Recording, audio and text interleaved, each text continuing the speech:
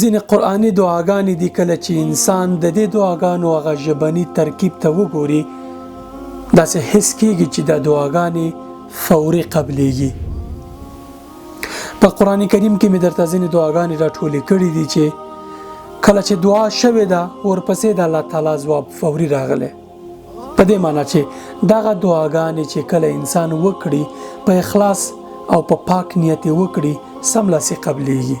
د دعا کولو شرط دا دی چې لومړی باید انسان پاک نیت ولري، نیت خالص وي. په دې معنی کله چې ته دعا کوي دا حس ولري چې دا ستا دعا حتما قبلېږي.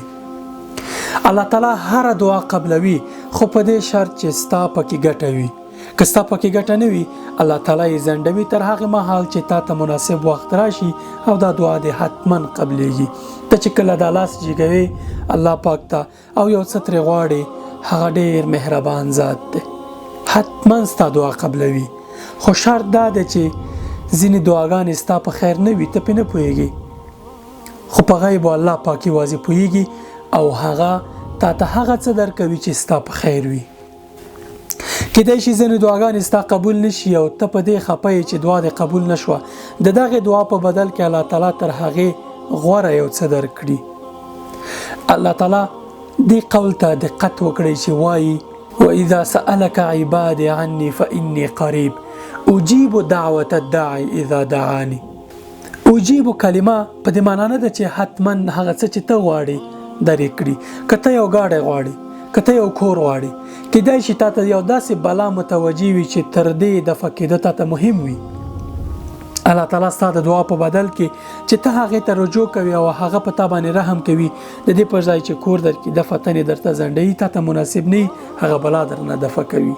ځینې قرآني دعاګانې مې درته راټولې کړي دي چې د ژوند ټولې برخې پکې رانغاړل شوي او آخرت لپاره هم پکې برخه شوې ده. په دې معنی که دنیا کې د چا له شره ډارېږئ، د چا له ضرره ډارېږئ، کله کوم آفته ډارېږئ، له کومې ناروغۍ ډارېږئ، له هر څه چې ډارېږئ، ما درته ځینې دعاګانې راټولې کړي دي.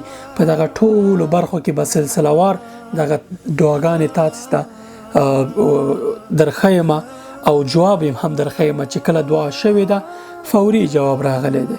دا قرآن چې الله تعالی نازل کړي انسانانو مؤمنانو ته پکې شفا ده او رحمت ده. نو په دې قرآن باندې خپله درملنه وکړئ. راځئ دا ویډیو را سره تر پایه وګورئ، ټولې دعاګانې زده کړئ او که غواړئ نور مؤمنانو ته هم ګټه ورسیږي زما د یوټیوب چینل او زما د فیسبوک پاڼې ادرسونه لاندې شته دی، هغې ته ورشئ او سبسکرایب یې کړئ. راځئ دا د دعوت کاروان تر میلیونونو کسانو ورسو. لومړی دعا د خلکو له دوکې یا مکر نه د بچ کېدو دعا. کله که دې داسې حس وکړ چې کوم څوک دې پر وړاندې دسیسه جوړوي او غواړي کنده درته وکني، په دې دعا له الله تعالی مرسته وغواړه. وأفوض أمري إلى الله إن الله بصير بالعباد. او خپله معامله زه الله تعالی ته سپارم، الله د خپلو بندګانو لیدونکی دی. په قرآن کریم کې د دې دعا سملاسي ځواب راځي فوقاه الله السيئات ما مكروا وحاق بآل فرعون سوء العذاب. په پای کې هغو کسانو چې ډېری ناوړه دسیسې د هغه مؤمن پر ضد په کار اچولې وي، الله تعالی له دغو ټولو دسیسو نه هغه وساته او د فرعون ملګري په خپله په ډېر بد عذاب کې راګیر شول. په دې آیت مبارک کې د فی کلمه استئنافي ده، یعنی فوري الله تعالی ځواب ورکړ هغه مؤمن ته چې خپلې چارې یې الله تعالی ته وسپارلې. که داسې نه وای آیت ښایي داسې وای چې سوف یا ثم فوقاه الله، په دې معنی چې د استئنافي په فی باندې فوري دعا قبوله شوه. که موږ تاسې هم دغه دعا وکړو انشاءالله ژر تر ژره قبلیږي. دویمه دعا د خلکو له زیان، شر او ضرر نه د بچ کېدو دعا. الذين قال لهم الناس إن الناس قد جمعوا لكم فاخشوهم فزادهم إيمانا وقالوا حسبنا الله ونعم الوكيل. ژباړه: هغه کسان چې خلکو یعنی منافقینو ورته ویل ستاسې پر خلاف لوی لښکرې راغونډې شوي دي له هغو نه وویریږئ نو د دې په اورېدو د دغه مؤمنانو ایمانونه نور هم پیاوړي شو او منافقینو ته یې ځواب ورکړ چې زموږ لپاره الله پاک کافي دی او همغه ډېر ښه کار جوړونکی دی. کله چې دوی دا دعا وکړه سملاسي الله تعالی ومنل او دا ځواب یې ورکړ فانقلبوا بنعمة من الله وفضل لم يمسسهم سوء واتبعوا رضوان الله والله ذو فضل عظیم. ژباړه په پای کې هغوی د الله تعالی له نعمت او لورینې سره بیرته ستانه شول هغو ته هیڅ راز زیان هم ونه رسید او د الله له خوښې سره سم تک کولو مرتبه یې هم وموندله. الله پاک ډېر ستر لورونکی دی.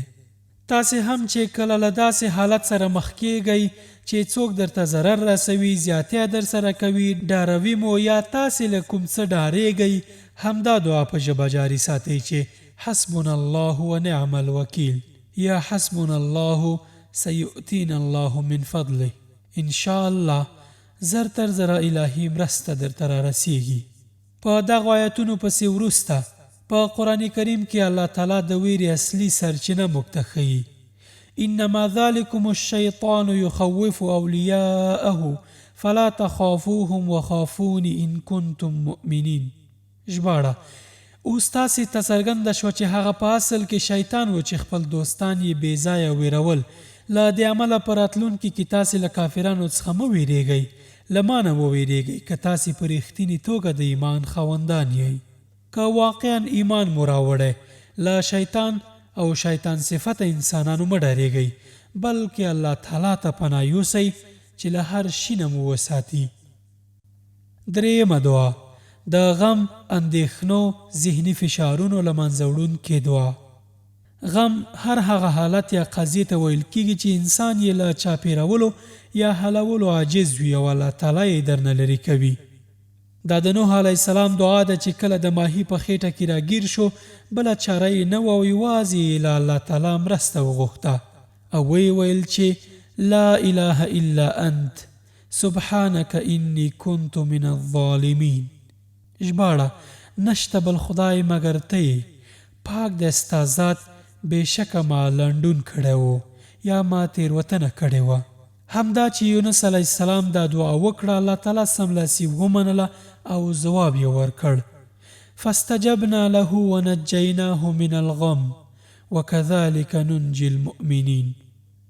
ژباړه هله نو موږ د هغه دعا قبوله کړه او له غم نه مو وژغوره په دغه شان موږ مؤمنان هم ژغورو. د آیت وروستۍ برخې ته مو پام شو وكذلك ننجي المؤمنین یعنی که تاسې هم دا دعا وکړئ الله تعالی مو د یونس علیه السلام په شان له غمه ژغوري. کله چې غمجن او پریشان وئ الله تعالی ته په همدې دعا پناه وړئ ځکه غم له الله تعالی پرته بل څوک درنه نشي لرې کولی او دا هغه دعا ده چې ژر تر ژره قبلیږي. څلورمه دعا له ناروغۍ د بچ کېدو دعا. وأيوب إذ نادى ربه أني مسني الضر وأنت أرحم الراحمین. حضرت ایوب علیه السلام ته الله جل جلاله په دنیا کې له هر حیثه آرامي او هوسایي ورکړې وه. ځمکه، کښت، مالداري، صالح اولاد او ښه په زړه پورې ښځه یې ورکړې وه. ایوب علیه السلام د الله جل جلاله لوی شکر کوونکی بنده و لیکن الله تعالی دی په ابتلا او ازموینه کې واچوه. کښتونه یې وسوځېدل، رمې او ګلې یې تباه شوې، اولاد یې تر چت لاندې مړه شول، ټول دوستان او خپلوان ترې بیل شول. د ده په وجود سختې دانې وختلې او چینجي یې وکړل. ټول خلکو ترې ځان ګوښه کړ او یوازې ښځه یې ورسره ملګرې پاتې وه. بالاخره میرمن یې هم ستړې او زړه تنګې شوه مګر ایوب علیه السلام همغسې چې په نعمت کې د پاک الله جل جلاله شکر کوونکی و په زحمت او ابتلا کې هم صابر بنده پاتې شو. کله چې د ده تکلیف او اذیت او دښمنانو شماتت له حده تیر شو بلکې دوستانو هم په داسې ویناو باندې شروع وکړه چې یقینا ایوب علیه السلام د کومې داسې سختې ګناه مرتکب شوی دی چې د هغې له اثره په داسې سخت ابتلا اخته دی. نو دلته حضرت ایوب علیه السلام لاس په دعا شو چې وایوب اذ نادى ربه انی مسنی الضر وانت ارحم الراحمین. همدا چې د خپل رب په دربار کې دا سوال وکړ، سمدلاسه د رحمت سین په زوخ او څپو شروع وکړه. الله تعالی دته د مړو شوو اولادونو پر ځای یو په دوه اولادونه ورکړل او د ځمکې څخه یې چینه راوویستله او ایوب علیه السلام له هغې څخه اوبه وڅښلې او هم یې ورباندې ولامبل. سمدلاسه روغ رمټ شو او ټول تکلیفونه یې لرې شول. د ایوب علیه السلام دعا وه: ربي انی مسنی الضر وانت ارحم الراحمین. همدا چې دعا یې وکړه، سملاسي الله تعالی نه ځواب ترلاسه کړ. فاستجبنا له فكشفنا ما به من ضر وآتيناه أهله ومثلهم معهم من رحمة من عندنا وذكرى للعابدين. ژباړه: موږ د هغه یعنی د ایوب علیه السلام دعا قبول کړه او له هغه څخه مو د هغه تکلیف ایسته کړ او یوازې د هغه د کورنۍ غړي مو هغه ته ورنه کړل، بلکې پر هغو سربیره مو هماغومره نور هم ورکړل د خپلې ځانګړي رحمت په ډول او د دې لپاره چې دا د عبادت کوونکو لپاره یو درس وي. وذکرى للعابدین یعنی دا د عبادت کوونکو لپاره نصیحت دی. هر څوک چې داسې صبر کوي همداسې نتیجه به مومي.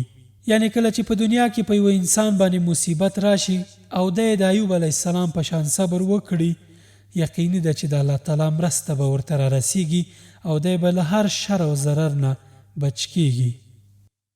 5مه دعا: د واده اسانه کېدو قرآني دعا. ځینې ځوانان یا پیغلې به مو لیدلي وي چې شپه ورځ یې په ځان یو کړي وي چې ولې زما بخت تړل شوی. همدا پوښتنه له ما نه هم په فیسبوک او یوټیوب کې ډیره کیږي چې څنګه خپل بخت خلاصولی شو. بخت هغه وخت خلاصیږي چې الله تعالی نه مرسته وغواړو. قرآني آیت په دې دلالت کوي: ولما توجه تلقاء مدین قال عسى ربي ان يهديني سواء السبيل. تفسیر: موسی علیه السلام له مصر نه د هجرت په قصد روان شو، مګر هیڅ یوه لاره او طرف ورته معلوم نه و. نو الله جل جلاله څخه یې سوال وکړ چې په سمه لاره مې برابر کړه. نو ځکه رب تعالی د مدین په لار برابر کړه او په خیر او سلامتی سره یې هلته ورسوه او په مدین کې داسې د امن او هوساینې ژوند ور پر برخه کړ چې پکې ښه مانوس او متأهل شو. یوازې همدغومره نه بلکې تر ډیرو لرې ځایونو یې نورې لارښوونې هم ورته وکړې او په سمه صافه لیاره یې برابر کړ. کله چې هغه د مدین څا ته ورسېد نو ویې لیدل چې ډېر خلک خپل څاروي اوبه کوي او له هغوی نه بیلې یوې خواته 2 ښځې خپل څاروي څاروي. موسی له دغو ښځو پوښتنه وکړه: تاسې ووایئ څنګه اندېښمن یاستئ؟ هغوی وویل: موږ خپلو څارویو ته اوبه نشو ورکولی تر څو پورې چې دغه شپاڼه خپل څاروي بونځي او زموږ پلار ډېر زیات سپینګیری سړی دی. سره له دې چې موسی علیه السلام په دغه وخت کې ستړی ستومان او وږی تږی و، خو بیا هم ورته دغه ننګ او غیرت ودرېد چې زما له موجودیت سره ولې دغه میرمنې له همدردۍ او اعانت څخه محرومې پاتې کیږي. نو پاڅېد او خلک یې یوې خواته کړل، یا د هغو نه وروسته یې له کوهي څخه صافې پاکې او تازه اوبه راویستلې او د غنجونو څارویو ته یې اوبه ورکړې. له دې سره موسی علیه السلام الله تعالی ته دعا وکړه: رب انی لما انزلت الی من خیر فقیر. یعنی موسی علیه السلام خپل پروردگار ته وویل: ای ربه، زه د خپل هیڅ عمل اجرت له مخلوق نه غواړم. هو که ستا له طرفه کومه ښېګڼه راورسیږي زه هغې ته تل محتاج یم. له دې وروسته دغه نجونې کور ته لاړې، خپل پلار ته یې کیسه وکړه. پلار یې موسی علیه السلام خپل کور ته دعوت کړ او بالاخره یې خپله یوه لور دته نکاح کړه او موسی علیه السلام له همدغې کورنۍ سره پاتې شو. نو هغه ځوانان او پیغلې چې غواړي الله تعالی ورته نیکه جوړه نصیبه کړي، همدا دعا دی وایي: رب انی لما انزلت الی من خیر فقیر. د دې دعا تر شا ژوره معنا او اوږده کیسه پرته ده. 6مه دعا: د بې اولادۍ دعا. هغه ورونه او خویندې چې اولاد نه لري، دوی ته قرآني سپارښتنه دا ده چې د ذکریا علیه السلام دعا دې تل په ژبه جاري ساتي. وزکریا اذ نادى ربه رب لا تذرني فردا وانت خیر الوارثین. یعنی او ذکریا علیه السلام در یاد کړه کله چې هغه خپل رب ته غږ وکړ چې پروردګاره ما یوازې مه پرېږده او ډېر غوره وارث خو همدا ته یې. یعنی داسې اولاد راکړي چې وروسته له ما د قوم دینی خدمت وکړی شي او زما د دغو تعلیماتو د خپرولو د عهدې څخه ووتلی شي. همدا چې دعا یې وکړه، الله تعالی ورته په لوړ عمر کې چې ګمان یې هم نشي کېدای زوی ورکړ او سملاسي یې دعا قبوله شوه. فاستجبنا له ووهبنا له يحيى واصلحنا له زوجه، یعنی نو موږ د هغه دعا قبوله کړه او هغه ته مو یحیی ورکړ او د هغه میرمن مو د هغه لپاره مستعیده کړه. یعنی الله جل جلاله د ذکریا علیه السلام شنډه ښځه په خپل فضل او کرم سره د ولادت وړ وګرځوله. اوومه دعا په ټولنه کې د ځانګړي مقام یا موقف ترلاسه کولو دعا. که غواړئ چې د خلکو ترمنځ قدر ولرئ، ځانګړی مقام، موقف او واک ولرئ، د قرآن کریم په دې سپارښتنه تل عمل کوئ. یعنی دا دعا همیشه وایئ: امن یجیب المضطر اذا دعاه ویکشف السوء. ژباړه: څوک دی چې د بې کس او بې وس دعا اوري کله چې هغه یې وبلي، او څوک د هغه کړه ویسته کوي. یعنی یوازې الله پاک. کله چې غواړئ موقف، ځواک، وړتیا او نور ښېګڼې ترلاسه کړئ، الله تعالی ته پناه وروړئ. سملاسي ځواب یې درته الله تعالی له همدې وروسته وایي: ویجعلکم خلفاء الارض، او تاسې د ځمکې خلیفګان ګرځوي. یعنی کله چې الله جل جلاله اراده وکړي نو د بېکسو کسانو او ناقرارو او بېوزلو دعاګانې او غوښتنې اوري، سختي او ربړونه ترې لرې کوي او پر ځمکه یې واکمن ګرځوي. اتمه دعا له کوره د وتلو دعا. هر سهار او هر شیبه چې له کوره وتلی دا دعا وایي، الله تعالی به مو هر کار کې مرستندوی وي او د هر کار پایله به ستاسې په ګټه وي ان شاء الله. په حدیث مبارکو کې هم د کور نه د وتلو دعاګانې راغلي دي، خو دا قرآني دعا ده: حسبنا الله سيؤتينا الله من فضله ورسوله انا الى الله راغبون.